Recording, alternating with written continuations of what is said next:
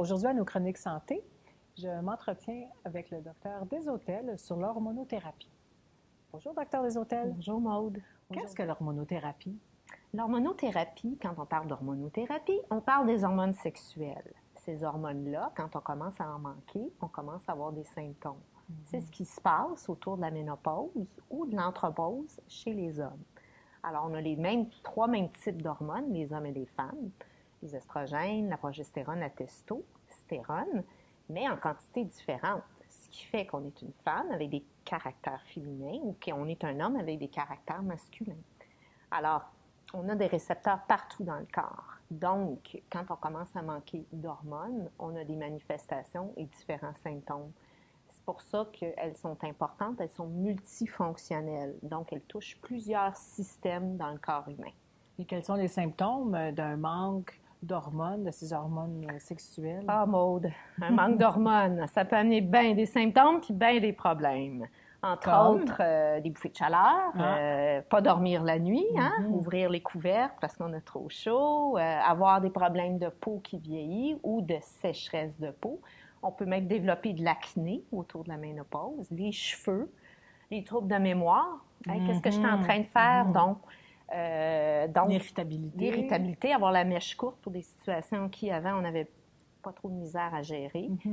Bref, même la perte de libido.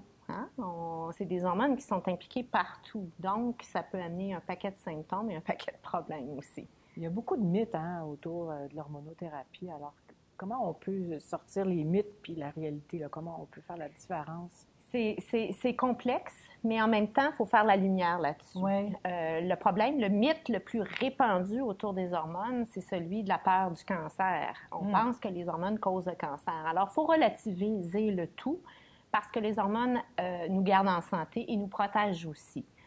On a eu des études qui ont fait peur à la communauté en général et à la communauté médicale. Alors, il faut faire attention, il faut ramener les pendules à l'heure et puis il faut regarder aussi que l'hormonothérapie elle a évolué depuis ce temps-là.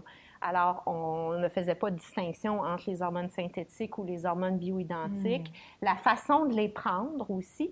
Et il faut aussi tenir compte des facteurs de risque qui sont individuels. Il y a des gens qui sont plus à risque que d'autres. Mais de faire une règle en général et faire peur à la population, ça a beaucoup nuit aussi à la santé des femmes.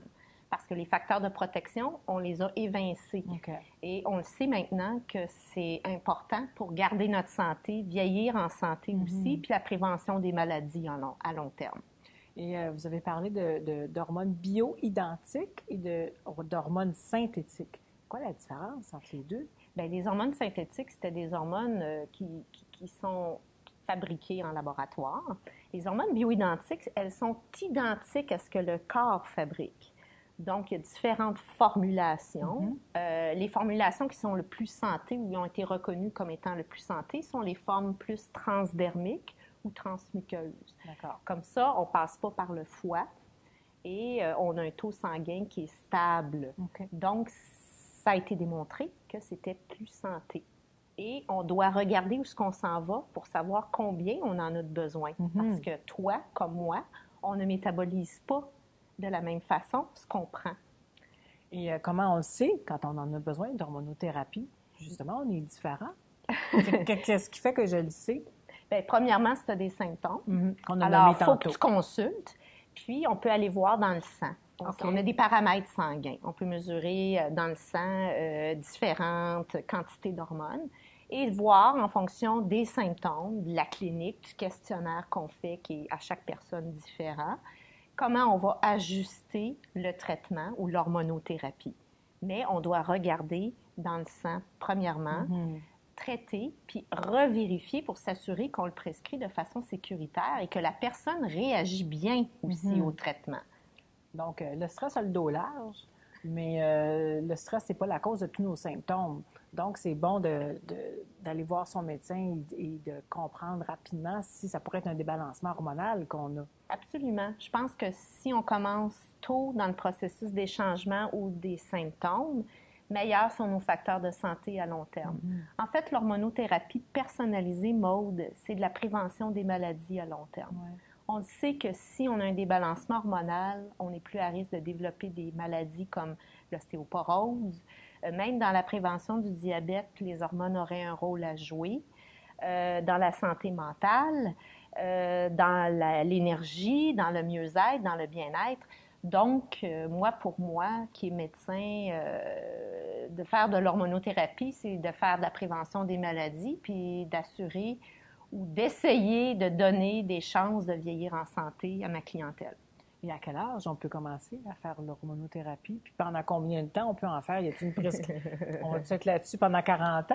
Bien, avant que les études qui ont fait peur à la population soient publiées, on continuait l'hormonothérapie jusqu'à la mort. Après ça, bien, on s'est rétracté, on a déterminé qu'il y avait une durée de traitement. Maintenant, on est revenu au fait que, dans le fond, c'est bon de le prendre aussi longtemps qu'on est bien. Il faut faire attention à certains mythes parce qu'on ne tient pas compte du fait qu'on a une espérance de vie qui a beaucoup allongé. Mais cette espérance de vie en santé, est-ce qu'elle a aussi allongé? Pas nécessairement. Donc, quand on considère que ces hormones-là sont importantes dans l'équilibre du corps humain, autant psychique que physique, puis qu'on a 45 ans à faire sans ces hormones-là, bien, on se met des facteurs de risque de développer certaines maladies, ce qui, à mon sens, est pas bien. C'est pas bon pour notre santé. C'est pas bon globale. pour notre santé globale. Merci, Dr. Desautels. Merci beaucoup, Maude.